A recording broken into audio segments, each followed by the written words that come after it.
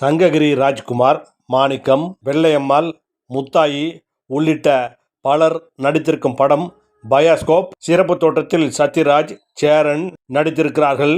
Bioscope படத்தில் கதாநாயகனாக நடித்திருக்கும் சங்ககிரி ராஜ்குமார் இப்படத்தின் கதை, திரைக்கதை எழுதி இயக்கியிருக்கிறார். ஏற்கனவே இவர் வெங்காயம் என்ற படத்தை இயக்கியிருந்தார். அப்படத்தை எடுப்பதற்காக இவர் பட்ட சிரமம் பற்றி இப்படத்தில் கதையாக அமைத்திருப்பதுடன் இப்படத்தில் வெங்காயம் படத்தை எடுப்பதற்கு உதவிய அவரது தாத்தா, பாட்டி மற்றும் நண்பர்கள் ஆகியோரை இதில் நிஜமாகவே நடிக்க வைத்து பயாஸ்கோப் படத்தை இயக்கியிருக்கிறார். இப்படம் விரைவில் திரைக்கு வருவதுடன் ஆஹா OTT தளத்தில் ஃபைண்ட் என்ற புதிய துணை நிறுவனம் தொடங்கப்பட்டிருக்கிறது.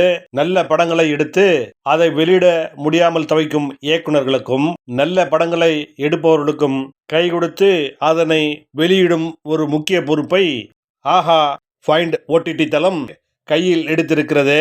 பயாஸ்கோப் படத்தின் சிறப்பு காட்சி இன்று பத்திரிகை மீடியாக்களுக்கு திரையிடப்பட்டது. பின்னர் இப்படக்குழுவினர் பத்திரிகையாளர்களை சந்தித்து படம் உருவான விதம் பற்றி கூறியதுடன் சிறப்பு அழைப்பாளராக இயக்குனர் கே. பாக்யராஜ் கலந்து கொண்டார். அவர் பேசும்போது பயாஸ்கோப் படத்தை பற்றி தன்னுடைய கருத்தை விமர்சனமாக கூறியதுடன் சின்ன வீடு என்ற படத்தை தான் இயக்கிய போது தன்னுடைய பாட்டி தன்னை திட்டி தீர்த்தது பற்றி ருசிகரமாக கூறினார். அத்துடன் இனிமேல் படம் எடுப்பதென்றால் என்னிடம் கதை சொல்லிவிட்டுத்தான் படம் எடுக்க வேண்டும் என்று தனது பாட்டி பாக்யராஜுக்கு போட்ட கண்டிஷன் பற்றியும் கூறினார். பொண்டாட்டி குண்டாக இருந்தால் நீ வேறு பெண்ணை பார்க்க போய்விடுவாயா, சின்ன வீடு படத்தை பார்த்துவிட்டு என்று பாக்யராஜை அவரது பாட்டி மிரட்டிய தகவல் பற்றியும் இயக்குனர் கே. பாக்யராஜ் கூறினார். அவர் என்ன பேசினார் என்பதை இப்போது காணலாம். மரியாதைக்குரிய பத்திரிகையாளர் நண்பர்கள், ஊடக நண்பர்கள், அவங்க எல்லாத்துக்கும் என்னுடைய பணிவான வணக்கம். அதே மாதிரி இத்தனை பாட்டிமார்கள்லாம் வந்து நடிச்சுட்டு வந்து எவ்வளோ நேச்சுரலாக நடிக்க முடியுமோ அவ்வளோ நேச்சுரலாக. எனக்கு சில நேரங்கள் அதில் வந்து ராஜ்குமார் டைலாக் எழுதினாரா இல்லை அவளே சொந்தமாக பேசிட்டாங்களா அப்படிங்கிற அளவுக்கு சந்தேகம் வந்தது. அந்த அளவுக்கு ரொம்ப இயல்பாக பண்ணிட்டாங்க. எல்லாத்துக்கும் மேடையில் இருக்கிறவங்க எல்லாத்துக்கும், முன்னால் இருக்கிறவங்க எல்லாத்துக்கும் இன்றைக்கு பணிவான வணக்கத்தையும் புத்தாண்டு நல்வாழ்த்துக்களையும் முதலில் சொல்லிக்கிறேன். நாளைக்கு ஒரு நாள் தான் இருக்கு, நாள் அன்னைக்கு. ஸோ இந்த புத்தாண்டுல திரைக்கு, தமிழ் திரைக்கு ஒரு சிறப்பான செய்தி, ஒரு சிறப்பான ஒரு இது நடத்திருக்கு அப்படின்னு சொன்னோம்னா அது வந்து இந்த ஆஹா இவங்க ஃபைண்டுன்னு சொல்லி இவங்க வந்து கிடைச்சதுங்கிறது. இதுதான் தமிழ் திரைகள் 2025 வந்து எல்லாருக்குமே ஒரு பிரைட் ஃபியூச்சர் தெரியுது அப்படிங்கிற லெவலுக்கு இவங்க வந்ததுங்கிறது வந்து சினிமாவை நோக்கி வரக்கூடிய இளைஞர்கள் எல்லாருக்குமே மிகப்பெரிய உதவியாக இருக்கும். அதனால அவருக்கு ஸ்பெஷல் தேங்க்ஸ் வந்து நான் சொல்லிக்கிறேன். ஏன்னா நான் ஆஹா டீம் அப்படின்னு சொல்லி சொன்னோடனே தமிழ் இங்க கரெக்டாக பேசுவாங்களா இல்லையா அப்படின்ட்டு இருந்தா கவிதா வந்து ரொம்ப பிரமாதமாக பேசினாங்க. நிறைய உதாரணங்கள் எல்லாம் வேற சொன்னாங்க. நிறைய பூ பூத்துது அவங்க சொல்லும்போது. நான் அடிக்கடியோட மீட்டிங்ல சொல்லுவேன், எல்லா பூவாசமும் வந்து காற்று எப்படி வீசுதோ அந்த டைரக்ஷன்ல தான் போகும். அந்த பூவாசங்கிறது ஒரே ஒரு பூவாசம் மட்டும் காற்று வீசுற திசைக்கும் எதிர்த்து போகும் அப்படின்னு சொல்லிட்டு சொல்லுவேன். என்னன்னா அந்த பூ ஒரு மனிதனுடைய நட்பண்பு அப்படின்னு சொல்லிட்டு. அந்த மாதிரி இவங்க வந்து சினிமாவில் எல்லாருமே கொஞ்சம் கமர்ஷியல் மைண்டு, போட்ட காசு எடுக்கணும், ஏன்னா அவங்க அதில் தானே இருந்தாங்க மறுபடியும். அதனால எல்லாத்துக்கும் அந்த பயம்ங்கிறது இருக்கும், அந்த பொறுப்புணர்ச்சி, அந்த டென்ஷன் எல்லாமே இருக்கும். பட் இவங்க வந்து இதை வந்து ரிஸ்க் எடுத்து பரவாயில்ல, என்கரேஜ் பண்ண, இந்த மாதிரி நேரத்தில் என்கரேஜ் பண்ணால் நல்லது அப்படிங்கிற மாதிரி சொல்லி அவங்க வந்து ஆஹா ஃபைண்ட் அப்படிங்கிறது இன்னைக்கு ஆரம்பிச்சுட்டு உண்மையிலேயே ரொம்ப ரொம்ப ராஜ்குமாருக்கு மட்டுமல்ல, சினிமாவை நோக்கி வரக்கூடிய எல்லா இளைஞர்களுக்குமே வந்து அது மிகப்பெரிய ஒரு உதவியாக இருக்கும். அதனால தமிழ் திரையுலகம் சார்பாகவே நாங்கள் வந்து மனமார்ந்த நன்றியை வந்து தெரிவிச்சுக்கிறேன்.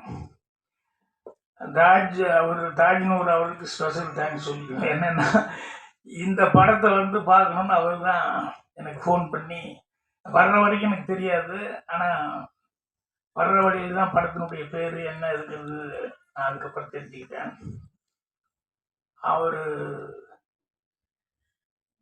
இந்த படத்துக்காக அவர் வந்து எவ்வளோ ஸ்ட்ரெயின் பண்ணியிருக்காரு அப்படிங்கிறதெல்லாம் ராஜ்குமார் சார் சொன்னாப்புல. அவர் சொல்லும்போது சொன்னார், இந்த படத்தில் எனக்கு எப்படி மியூசிக் பண்ணுறது அப்படிங்கிறது கொஞ்சம் கன்ஃபியூஷனாக இருக்குது அப்படின்னு சொல்லிட்டு. சில நேரங்கள் அப்படி வரும். எப்படி என்ன விஸ்வநாதன் ரீரிகார்டிங் வாசிட்டு இருக்கும்போது திடீர்னு ஒரு இடத்துல நிறுத்திக்கிட்டாரு. தம்பி ஒரு சின்ன கன்ஃபியூஷனாக இருக்குது, என்ன பண்ணுறது தெரியல, என்னென்ன அப்படின்னு. இல்லை, அந்த கேரக்டர் அழுதுட்டு இருக்கான், அவங்க அம்மா செத்து போச்சு, ஆனால் நீங்கள் பேசுகிற டைலாக் வந்து எல்லாரும் மியூசிஷியன் தான் கை தட்டி ரசிக்கிறான், சிரிச்சுக்கிட்டு இருக்கான். நான் அந்த அழுகிற கேரக்டருக்கு மியூசிக் போடுறதா, சிரிக்கிற கேரக்டருக்கு மியூசிக் போடுறது, எப்படி போடுறதுன்னே தெரியல எனக்கு அப்படின்னு சொல்லிட்டு அந்த நாட்டில் முக்கியமான ஒரு இடத்துல வந்து அவன் நிறுத்திட்டு கேட்டார். அப்புறம் நான் ரெண்டுக்கும் சேர்ந்த மாதிரியே போடுங்க, ரெண்டுக்கும் வயாமடியாக இருக்கிற மாதிரி போடுங்க அப்படின்னு சொல்லி அந்த இடத்துல அப்புறம் மாமா ரீதிக்கு அடிக்க பண்ணியிருந்தார். சில நேரங்களில் காமெடிக்கு வந்து தனியாக வாசிட்டு போயிடலாம், பேத்தாஸு லவ் அது இதுக்கு அந்தந்த மூடுக்கு பண்ணலாம். இப்போ என் படங்களில் அதெல்லாம் மாறி வந்துடும். திடீர்னு சிரிச்சுக்கிட்டே இருக்கிற மாதிரி இருக்கும், டக்குன்னு லேசாக ஒரு சென்டிமெண்ட் வந்துடும். அப்புறம் சென்டிமெண்ட் சீனாக இருக்குன்னு நினச்சிட்டு இருக்கும்போது திடீர்னு வந்து காமெடி அப்படிங்கிறது வரும். ஸோ ராஜ்குமார் வந்து இந்த படத்தில் வந்து பெஸ்ட்டு சமாச்சாரமாக என்ன அப்படின்னா, அவருடைய ரியல் லைஃப்லேயே என்னென்ன பட்டாரோ அதை பூரா சீனா பண்ணிக்கிட்டாரு. அதில் அந்த பாட்டி மாறவங்க எல்லாம் வந்து நடிக்க வச்சதுங்கிறது இருக்க, அது ஒரு பெரிய விஷயம். அவங்கெல்லாம் வந்து ஏன்னா எனக்கெல்லாம் வந்து சினிமாக்குள்ளே வரும்போது எங்கள் பாட்டி இதெல்லாம் செப்பேத்திக்குமே கூட்ட அப்படிம்பாங்க.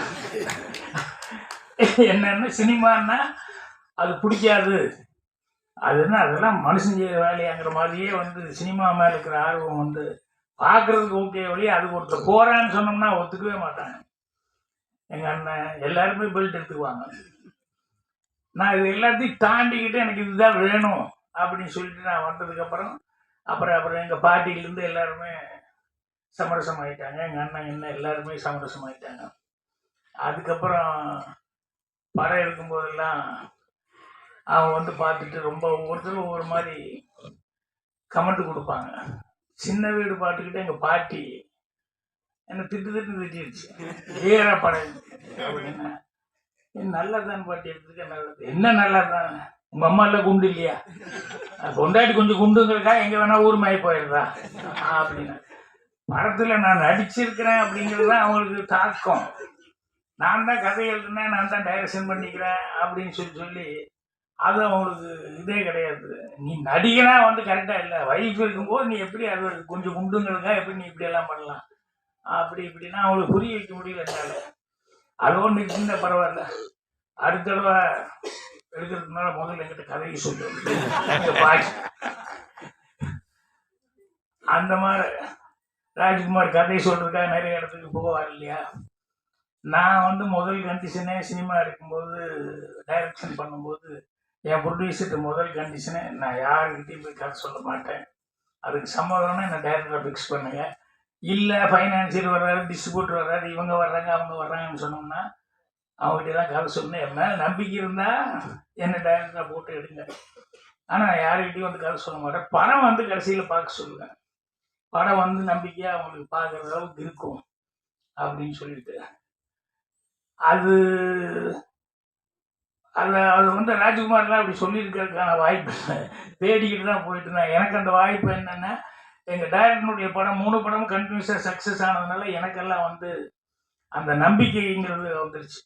நம்பிக்கை வந்தாலும் கூட அதுக்கு வந்து ஆட்கள், இப்போ அவர் சொல்லிட்டு இருந்தார் இல்லையா, இப்போ அதிகமான என்கிட்ட பேசும்போது சொல்லிட்டு இருந்தார், அவர் சியாட்டில் என்ன மீட் பண்ணது ஃபோட்டோ எல்லாம் காமிச்சு, நான் தமிழ் சங்கத்துக்கு போனதெல்லாம் சொல்லிட்டு இருந்தார். அவர் வந்து எவ்வளோ தூரம் வந்து இவருக்கு ஹெல்ப் பண்ணணும் அப்படிங்கிறதுக்காக வந்து அவர் ஆட்கள் எல்லாம் பிடிச்சி இண்டிவிஜுவலாக வந்து ப்ரொடியூசர்களை எல்லாம் அவர் கரெக்ட் பண்ணிக்காரு அப்படிங்கிறது பெரிய சமாச்சாரம். அப்புறம் பஜார் நம்ம திருநாவுக்கரசு அவர் இந்த படத்தை அவங்ககிட்ட எப்படியாவது காமிச்சு அவளை வர வைக்கணும் அப்படிங்கிறத வந்து அது எவ்வளோ சிரமப்பட்டு அவனை வந்து இந்த படம் பாருங்க அப்படின்னு சொல்லி. ஸோ அது உண்மையிலேயே சினிமாவில் இருக்கிறவங்க நான் சொன்ன மாதிரி வந்து கமர்ஷியல் மைண்டாக தான் பார்ப்பாங்க. என்னென்னா போட்ட காசு வருதா, அதுக்கு உத்தரவாதம் இருக்கா அப்படிங்கிறத எல்லாருமே பார்ப்பாங்க. நல்ல படம் எடுத்தால் கூட சில நேரங்களில் வந்து கையை கடிச்சுன்னா என்ன பண்ணுறது அப்படிங்கிறதுனால இது ஜனங்கிட்ட போகுமா போகாதா அப்படிங்கிற ஒரு குழப்பம் இருக்கும். ஜனங்கிட்ட போகிறது அப்படிங்கிறது போனால் தானே தெரியும் நல்லா இருக்கா இல்லையாங்கிறது, போகாமையே எப்படி தெரியும். ஸோ அதனால் இது வந்து அவங்க வந்து அந்த பாட்டி இவங்கெல்லாம் வந்து நடித்தது, அந்த ரியலாக இருக்கக்கூடிய சில ப்ராப்ளங்கள் அதெல்லாம் வந்து பார்த்துக்கிட்டு அந்த கதையோடு ஒட்டி வந்து இவங்க பார்த்து இல்லையே அது நல்லா தான் இருக்குது, அங்கங்கே சிரிப்பு இருக்குது, அங்கங்கே சென்டிமெண்ட் இருக்குது அப்படின்னு சொல்லிட்டு இது எல்லாமே வந்து இந்த ஆஹா டீம் வந்து பார்த்து செலக்ட் பண்ணுறதுங்கிறது இருக்கே அதுதான் கிரேட். அதனால தான் வந்து இந்த ஆஹா ஃபைண்டுங்கிறதுல ஃபஸ்ட்டு படமாக வந்து ஒரு நல்ல படம் பயோஸ்கோப்புங்கிற ஒரு படத்தை வந்து ஃபஸ்ட்டு படமாக செய்கிறாங்க. அந்த ஃபஸ்ட்டு படமாக செய்கிறது அளவுக்கு படமும் வந்து ராஜ்குமார் வந்து நல்லா சிரமப்பட்டு அந்த ரியல் லைஃப்பில் இருக்கிற கேரக்டர்ஸே எல்லாத்தையும் பிடிச்சி போட்டு பண்ணனா. ஏன் கதைகள் அந்த பாட்டில் பார்த்தா முன்னாடி எல்லாம் அழுதுட்டு இருக்கிற பாட்டிகள்லாம் இருக்காங்களே எல்லாமே ஒரிஜினலாக அந்த ஊருக்காரங்க.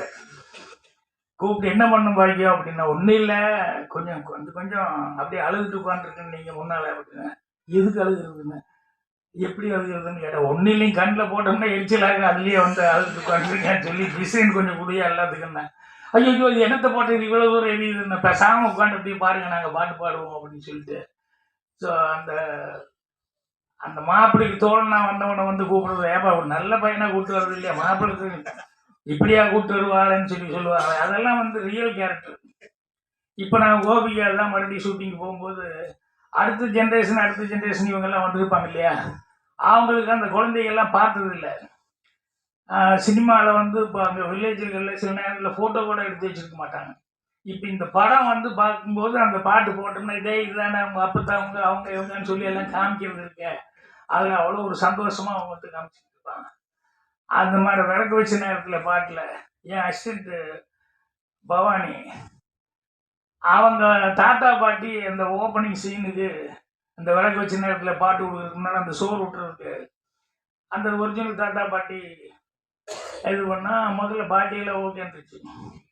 தாத்தா வந்து அட பரிசலில் இங்கே உள்ளே வந்து அவ்வளோ தூரமெல்லாம் நான் வரமாட்டேன், நான் போ அப்படின்னு சொல்லி நீ போயிட்டு வா அப்படின்னு. அப்புறம் பாட்டி கூப்பிட்டா அவர் இல்லாமல் நான் மட்டும் வந்து யாருக்கோ சோறு விட்டுறதுக்கு நான் இங்கே வர்றேன் அப்படின்னு, அதெல்லாம் வரமாட்டேன் அப்படின்னு சொல்லிட்டு அப்புறம் 2 பேர்த்தையுமே ஒரிஜினல் பேரையே வந்து கஷ்டப்பட்டு எடுத்துகிட்டு போய் கடைசியில் ஷார்ட் எடுத்தோம். ஸோ அந்த மாதிரி ரியல் கேரக்டர்ஸு சினிமாவில் பார்க்கும்போது கல்லாப்பட்டி சிங்காரமெல்லாம் அவர் ஏன் அவ்வளோ தூரம் இருந்ததுன்னா எனக்கு தத்ரூபமாக அந்த மாதிரி கேரக்டர்ஸ்லாம் இருக்காங்க. சூர்யா சித்திரங்களில் அதே மாதிரி அந்த டெய்லர் கேரக்டர்லாம் பார்த்தோம்னா ஒரிஜினலாக தான் அந்த மாதிரி பேசிட்டு இருக்கிற கேரக்டர்ஸ் இருக்காங்க. ஸோ இதெல்லாம் சினிமாவில் வைக்கும்போது கண்டிப்பாக ரசிப்பாங்க அப்படின்னு சொல்லிட்டு ஒரு நம்பிக்கையோடு. ஆனால் என்னென்னா டேஸ்ட் வந்து ஒவ்வொருத்தருக்கும் ஒவ்வொரு மாதிரி இருக்கும். சில பேர்த்துக்கு சில கதையை சொல்லும்போது என்ன சார் இது இப்படி இருக்குது அப்படி இருக்குது அப்படிமா, படமாக வந்து பார்த்தா தான் அதுக்கப்புறம் சரி அப்படின்னு சொல்லுவாங்க. ஸோ அதனால தான் நிறைய பேர் போய் கதை சொல்ல போகும்போது மாட்டிட்டு முடிக்கிறதுக்கு காரணமே என்னென்னா அவங்க வந்து டேஸ்ட் ஒன்றா இருக்கும், இவங்க கதை சொல்ல போகிறவங்க ரொம்ப நம்பிக்கையோடு இருப்பான், இது கண்டிப்பாக ஜனங்கிட்ட போய் சேரும் அப்படின்னு நம்பிக்கையாக இருப்பான். அது சிங்க் ஆகிறது சில நேரங்களில் ஈஸியாக இருக்கும், சில நேரங்களில் கஷ்டமாகவும் போயிடும்.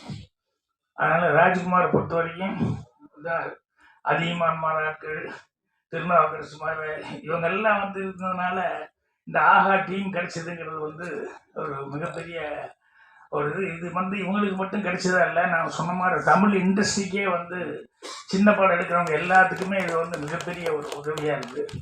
ஸோ அதுக்கு வந்து ஸ்பெஷல் தேங்க்ஸ் சொல்லிக்கிறேன். ராஜ்குமார் படத்தை பற்றி நான் பெருசாக ஒன்றும் சொல்லணுங்கிறது இல்லை, ஏன்னா படமே வந்து ரியலிஸ்டிக்காக இருக்குது, எல்லாரும் அங்கங்கே சிரிச்சுட்டு இருக்காங்க, பாட்டி எல்லாமே அவங்கவுங்க நடிக்கும்போது ஜனங்க ப்ரெஸ் ரியாக்ஷனே அந்த அளவுக்கு இருந்தது. ஸோ அதனால் நீங்கள் ஒரு இடம் மட்டும் நான் கொஞ்சம் ஃபீல் பண்ணிக்கிட்டேன், என்னென்னா இந்த ஜோசியத்தை பற்றி சொன்னீங்க இல்லையா, அது எல்லாருமே அப்படி தப்பான ஆட்கள் இல்லை. அதை வந்து நீங்கள் அந்த அந்த ப்ரொஃபஷனே அப்படின்னு சொல்லி எங்கா ஒரு இடத்துல பாயிண்ட் பண்ணியிருக்கலாம். ஏன்னா எல்லாத்துலேயும் நல்லது கெட்டதுங்கிறது இருக்குது. இப்போ இதெல்லாம் சாமி மாற கடைசி வரைக்கும் சர்ச்சைக்குரிய பிரச்சனை தான். ஜோசியங்கிறது சர்ச்சைக்குரிய பிரச்சனை தான். ஆனால் எனக்கு தெரிஞ்சு ஜோசியத்தில் வந்து அந்த கணக்கு மேத்ஸ் அப்படிங்கிறத வச்சுக்கிட்டு சில பேர் சொல்லுவாங்க. அந்த மேத்ஸ்ன்னு சொன்னது இவங்க எப்படி சொன்னாங்க அப்படின்னு சொன்னோம்னா எனக்கு ரொம்ப ஆச்சரியமாக இருக்கும். நான் இப்போ 4 நாளைக்கு முன்னாடி கூட சொல்லிட்டு இருந்தேன். முரளி வீட்டில் வந்து என்னோட அசிஸ்டண்ட் தான் தமிழ் சிற்பி. அவர் வந்து கட்டமெல்லாம் பார்த்து தான் சொல்லுவார். முரளி வீட்டுக்கு போனப்போ முரளிக்கு அவங்க பையனுக்கு யாருக்கோ பாருங்க அப்படின்னு சொல்லி ஜாதகமெல்லாம் எடுத்து நிட்டினப்போ இவர் அப்படியே பார்த்துக்காரு. அவங்க பொண்ணு அவங்க என்னென்னா அந்த பொண்ணுக்கு சுத்தமாக படிப்பே வராது, இது தேராது, எப்படி கல்யாணம் முடிச்சுட்டா விட்டுற போகிறோம் அப்படிங்கிற லெவலில் அவங்க நினச்சிருந்தாங்க. இவர் போய் இவங்களுக்கெல்லாம் பார்த்துக்கும் போது இது பொண்ணு ஜாதகமா? ஆமாம், இந்த பொண்ணு டாக்டர் ஆகுங்க அப்படின்னா. 8ஆம் கிளாஸ் 10ஆம் கிளாஸ் தேர்றது ரொம்ப கஷ்டம், விளையாடுறீங்களா நீங்கள் அப்படின்னு சொல்லிட்டு யாருமே வீட்டில் நம்பலையா. அவர் வந்து டாக்டர் ஆகுன்னு சொன்னார். உண்மையிலே அந்த பொண்ணு டாக்டர் ஆகிடுச்சு. அதுக்கப்புறம் என்னன்னா, எப்படி சிற்பி இப்படி சொல்கிறீங்க அப்படின்னா, சரி இது ஒரு கணக்கு தான் சார், அதனால் வந்து சில விஷயங்கள் வந்து கரெக்டாக ஒர்க் அவுட் ஆகுது. நான் ஒரு 2000 3000 ஜாதகம் பார்த்துக்கிட்டு அதுக்கப்புறம் சொன்னேன். ஆனால் எல்லாரும் அந்த மாதிரி கெட்டிக்கிறதாங்க இருப்பாங்கன்னு சொல்ல முடியாது. இதை வச்சு பொழப்பு நடத்திட்டு இருக்கவும் நிறைய பேர் இருக்காங்க. நீங்கள் சொல்லும்போது அந்த மாதிரி ஆட்களை மட்டும்தான் நம்ம மென்ஷன் பண்ண மாதிரி இருக்கலாம். ஏன்னா அதில் வேறு மாதிரி இருக்கவங்க எல்லாம் இருக்காங்க இல்லையா. ஸோ ஆனாலும் படத்தில் வந்து அந்த மெசேஜுங்கிறது வந்து கடைசியில் அந்த குழந்தைகள்லாம் பேசுகிற மெசேஜ் இருக்கு, அது வந்து ரொம்ப கன்வின்சிங்கான மெசேஜாக இருந்தது. தப்பு பண்ணுறவங்க எல்லாருமே இதனால் எத்தனை பேருக்கு ஒரு இது அப்படின்னு சொல்லிட்டு அதே மாதிரி அந்த இடமும் அவங்க சொல்லும்போது எவ்வளவு கஷ்டப்பட்டிருந்தாலும் அந்த பொண்ணு வந்து கல்யாண பொண்ணு வந்து அவருக்கு நான் நன்றி சொல்லணும் அப்படின்னு சொல்லிட்டு மைக்கில் சொல்லும்போது உங்கள் ரியாக்ஷன் அதெல்லாம் உண்மையிலேயே ரொம்ப டச்சிங்கான விஷயங்கள். ஸோ இந்த படம் கண்டிப்பாக ஜனங்கக்கிட்ட கண்டிப்பாக அதை, ஏன்னா அவங்க வர வைக்கிறது தான் கஷ்டம். வந்துட்டாங்கன்னா ஆரம்பத்துலேருந்து கடைசி வரைக்கும் அவங்க சிரிச்சுக்கிட்டு ஜாலியாக என்ஜாய் பண்ணி படம் பார்ப்பாங்க. அதுக்கு உத்தரவாதமாக நிறைய சீன்ஸ் அந்த மாதிரி சீன்ஸ் இருக்குது. ஸோ ஆஹாவுக்கு மீண்டும் ஒரு முறை அவங்க ஃபைண்டுன்னு ஒன்று ஆரம்பித்ததுக்கு அவங்களுக்கு என்னுடைய மனமார்ந்த நன்றி தெரிவித்தேன். அவங்களும் இந்த புது வருஷத்தில் 2025 அவங்களுடைய லேண்டிங்கும் ரொம்ப நல்லா இருக்கும். அவங்களால இன்னும் நிறைய பேர் ராஜ்குமார் மாதிரி எல்லோரும் வந்து ரொம்ப சிறப்பான படங்கள் பண்ணுவாங்க. பத்திரிகையாளர்கள் அவங்களுக்கு வந்து ப்ரெஸ் ஷோவுக்கு வந்து போடுறதுங்கிறதெல்லாம் இப்போ ரேர் ஆகி போச்சு. எங்கேயா தேட்டரில் பார்த்துக்கோங்கிறேன்னு சொல்கிறாங்க ஒழிய முதல் நாளே படம் போடலாம் அப்படிங்கிறதெல்லாம் வந்து இப்போ ரொம்ப ரேர் ஆகி போச்சு. ஏன்னா அந்த அளவுக்கு படங்கள் எடுக்கிறவங்களுக்கு ஒரு பயம் இருக்குது, ஏதாவது தப்பாக இருக்குமா அதாக இருக்குமான்ட்டு. ப்ரெஸ்ஸு வந்து கண்டிப்பாக எல்லாத்துக்குமே நல்ல படங்கள் இருந்ததுன்னா சின்ன படமாக இருந்தால் கூட அவங்க தான் வளர்த்தி விடுறது, அவங்க வந்து எழுதுறது தான் வருது. இப்போ கேபிள் சங்கர்கிட்ட வந்து நீ கேட்டாங்க, என்னங்க இது ரிலீஸ் 3ஆம் தேதிங்கிறீங்க, என்னங்க இதுன்னு. இல்லை அது கொடுக்குறதெல்லாம் கொடுத்துட்டு தான் சார் இருக்கேன், நான் ஃபீல் பண்ணுறதெல்லாம் பண்ணிட்டு தான் இருக்கேன்னு நிறைய பேர் இது பார்த்துட்டு இது பண்ணிட்டுருக்காங்க அப்படின்னா. ஏன்னா சில படங்களுக்கு அது ரொம்ப தேவை. கொஞ்சம் ஆடியன்ஸை ரெடி பண்ணி தயார் பண்ணிட்டு அதுக்கப்புறமா ரிலீஸ் பண்ணால் தான் நல்லாயிருக்கும். அதனால் தேட்டருக்கு வர வைக்கிறதுக்கு அதுக்கு உண்டான வேலைகள் இன்னும் 2-3 நாள் இருக்குது. அதனால் கரெக்டாக இன்னும் ஏதாவது ஒன்று பண்ணிக்கிட்டு பத்திரிகையாளர்கள் கண்டிப்பாக உங்களுடைய நல்ல ஆதரவை வந்து இவங்களுக்கு படத்துக்கும் கொடுக்கணும், இந்த பயோஸ்கோப் படத்துக்கும் கொடுக்கணும். அதே மாதிரி வந்து தமிழுக்காக வந்து இவ்வளோ தூரம் ஒரு சர்வீஸ் மென்டாலிட்டியோட ஆஹா ஃபைன்னு சொல்லி இதை ஆரம்பிக்கிறாங்க. அவங்களுக்கும் உங்களுடைய ஆதரவு கொடுக்கணும்னு சொல்லி கேட்டுக்கிறேன். நன்றி, வணக்கம்.